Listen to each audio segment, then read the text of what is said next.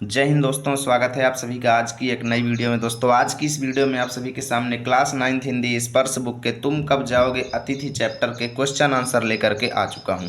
एक एक क्वेश्चन का मैं बहुत ही सरल और सिंपल आंसर आप सभी को बताऊंगा जो सीधा आपके दिमाग में चला जाएगा बिना रटे। तो चलिए आज की इस वीडियो की शुरुआत करते हैं और जल्दी से जल्दी इन सारे क्वेश्चन के आंसर देख लेते हैं। ठीक है, पहला क्वेश्चन है हमारे सामने कि अतिथि कितने दिनों से लेखक के घर पर रह रहा है।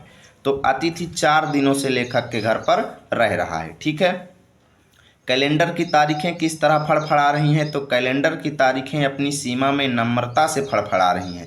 अब नम्रता से फड़फड़ाने का मतलब ये है कि समय जो है वो धीरे धीरे बीत रहा है, यानी जब से रिश्तेदार साहब आए हैं लेखक का समय नहीं कट रहा है, यानी कि ऐसा लगता है जैसे एक दिन 2 दिनों 3 दिनों के बराबर हो गया है ना। तीसरा क्वेश्चन है कि पति पत्नी ने मेहमान का स्वागत कैसे किया। तो लिखेंगे कि पति ने मेहमान को स्नेह यानी प्रेम पूर्वक गले लगा लिया और पत्नी ने नमस्ते कहकर मेहमान का स्वागत किया। उन्होंने 2 प्रकार की सब्जियों के अलावा मिष्ठान यानी मिठाई बना करके भी उन्हें खिलाया। ठीक है, इतना हम लोग लिखेंगे। चौथा क्वेश्चन है दोस्तों कि दोपहर के भोजन को कौन सी गरिमा प्रदान की गई, यानी दोपहर के भोजन को किस रूप में उपयोग किया गया। तो उन्होंने दोपहर के भोजन को लंच की गरिमा प्रदान किया, इतना हम लोग लिखेंगे। चलिए पांचवा क्वेश्चन देखते हैं कि तीसरे दिन सुबह अतिथि यानी मेहमान ने उनसे क्या कहा।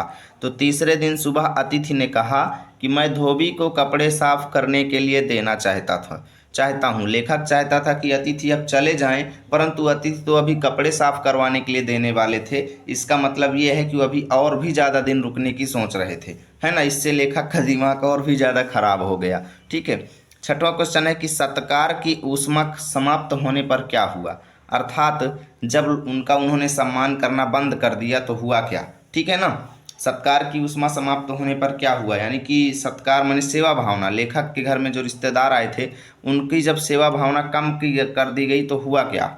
ठीक है, तो लिखेंगे कि सत्कार की ऊष्मा समाप्त होने पर हुआ क्या दोस्तों, कि पहले जो शानदार डिनर दिया जा रहा था अब उसकी जगह पे खिचड़ी बनने लगती है। ठीक है, हंसी मजाक की जगह चुप्पी छा गई। शुरू शुरू में जब आए थे रिश्तेदार तो बहुत ही अच्छे तरीके से उनसे बात की जा रही थी, सारी चीज़ें उनको दी जा रही थी, उनका सम्मान किया जा रहा था। लेकिन धीरे धीरे हंसी मजाक यानी सारी चर्चाएं बंद हो गई, चर्चा का कोई विषय बचा ही नहीं। घर परिवार इत्र मित्र दोस्त चित्र चरित्र सब खत्म हो गया। ठीक है ना, केवल अब वो एकदम नीरस लगने लगे वो रिश्तेदार उनको। ठीक है, चलिए अब देखते हैं लिखित वाले क्वेश्चन। तो यहाँ पे हमें 25 से 30 शब्दों में उत्तर देना है। पहला क्वेश्चन है कि लेखक अतिथि को कैसी विदाई देना चाहता था।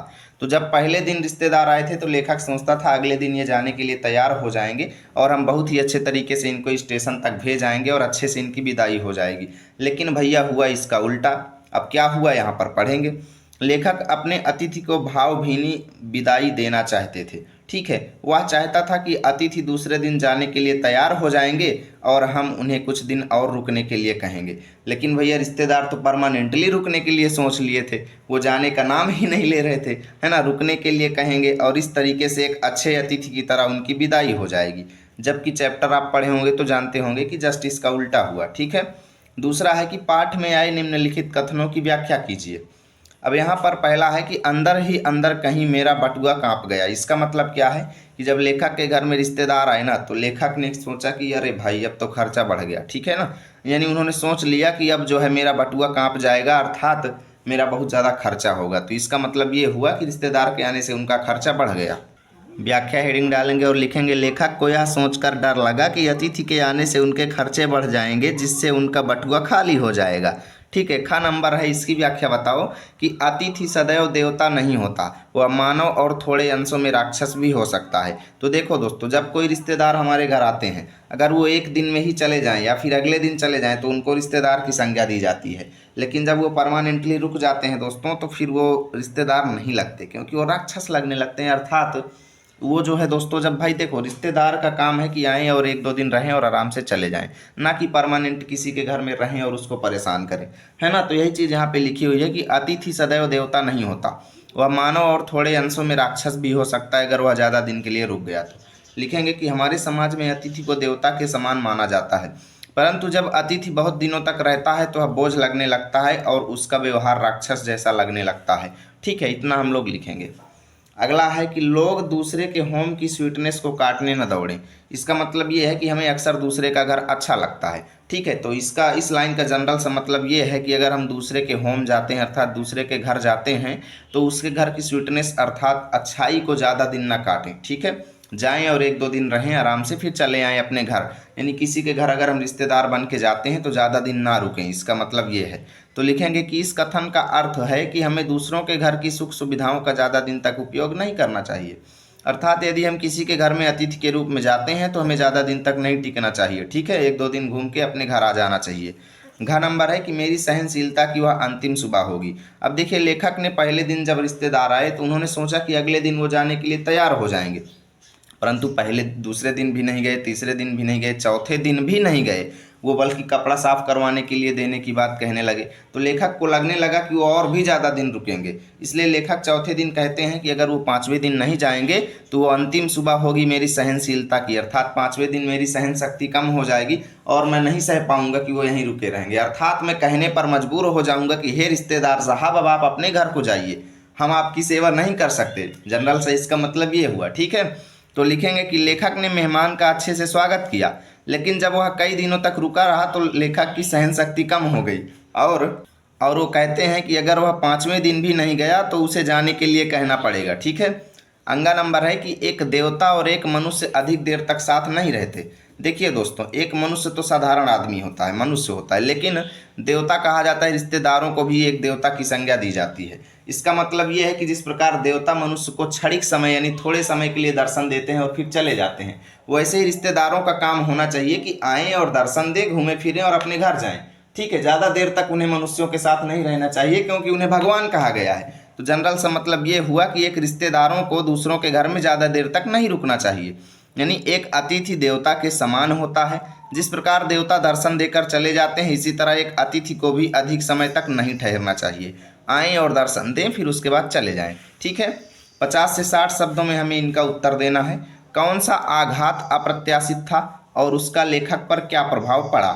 ठीक है ना, यानी कौन सी बात लेखक ने नहीं सोचा था कि ऐसा होगा, लेकिन लेखक को वो दुख झेलना पड़ा। इसका जनरल सा मतलब ये है दोस्तों कि लेखक ने तो सोचा था रिश्तेदार आए हैं और चले जाएंगे, लेकिन जब वो कपड़ा साफ करने की बात करते हैं तो लेखक के हृदय में काफ़ी ज़्यादा चोट लगती है, आघात पहुंचता है, क्योंकि वो समझ जाते हैं कि अभी ये और भी ज़्यादा दिन रुकेंगे, है ना। तो चलिए, इसी का उत्तर में हम लिखेंगे कि लेखक अतिथि के जाने का इंतजार कर रहा था, परंतु जब उसने तीसरे दिन धोबी को कपड़े धोने के लिए देने की बात कही तो स्पष्ट हो गया कि अभी भी वह जाना नहीं चाहता था, जिससे लेखक को गहरा आघात पहुंचता है। इस आघात की वजह से लेखक के मन में अतिथि के प्रति निगेटिव विचार आने लगे, उत्पन्न होने लगे और उसे लगने लगा कि प्रत्येक अतिथि देवता नहीं होता है। इतना हम लोग लिखेंगे। चलिए देखते हैं दूसरा क्वेश्चन कि संबंधों का संक्रमण के दौर से गुजरना। इस पंक्ति से आप क्या समझते हैं, विस्तार से लिखिए। तो संबंधों का संक्रमण के दौर से गुजरने का मतलब ये है दोस्तों कि बने बनाए रिश्तों का बिगड़ना। ठीक है, जो रिश्ते पहले अच्छे थे अब वो बिगड़ रहे हैं। ठीक है, जब रिश्तेदार ज़्यादा दिन रुक जाएंगे तो जैसे संबंध उनके साथ पहले थे वो अंतिम दिन तक नहीं रहेंगे दोस्तों, निश्चित सी बात है। यानी संबंध जो है वो संक्रमित हो जाएंगे, संक्रमण से गुजर जाएंगे, संबंधों में इन्फेक्शन हो जाएगा, अर्थात संबंध खराब हो जाएंगे। ठीक है, तो लिखेंगे कि संबंधों का संक्रमण के दौर से गुजरने का अर्थ है कि बने हुए रिश्ते में बदलाव आना, अर्थात अच्छे रिश्तों का बिगड़ जाना। ठीक है, उदाहरण के रूप में एक मेहमान जब हमारे घर में पहल घर में आता है तो बहुत अपनापन और खुशी होती है, लेकिन जब वह बहुत लंबे समय तक रुक जाता है तो वही रिश्ता बोझ लगने लगता है। इतना हम लोग लिखेंगे। तीसरा क्वेश्चन है कि जब अतिथि 4 दिन तक नहीं गया तो लेखक के व्यवहार में क्या क्या परिवर्तन आए। तो जब अतिथि 4 दिन तक नहीं गया तो लेखक ने अतिथि के साथ मुस्कुराकर बात करना बंद कर दिया, बातचीत के विषय समाप्त हो गए और सत्कार की भावना जो थी वो नीरसपन में यानी बोरियत में बदल गई। लेखक ने मन ही मन में अतिथि को जाने के लिए कहने का फैसला कर लिया और बोला कि अगर वो अगले दिन नहीं गए तो मेरी सहनशीलता खत्म हो जाएगी और मैं उन्हें जाने के लिए कहूँगा। तो यहाँ से आपका चैप्टर खत्म हुआ। यदि इसका पीडीएफ चाहिए तो इसी वीडियो के डिस्क्रिप्शन में टेलीग्राम चैनल का लिंक है, क्लिक करके ज्वाइन कीजिए और पीडीएफ लीजिए। मिलेंगे आप सभी के साथ अगली वीडियो में, तब तक के लिए जय हिंद, जय भारत।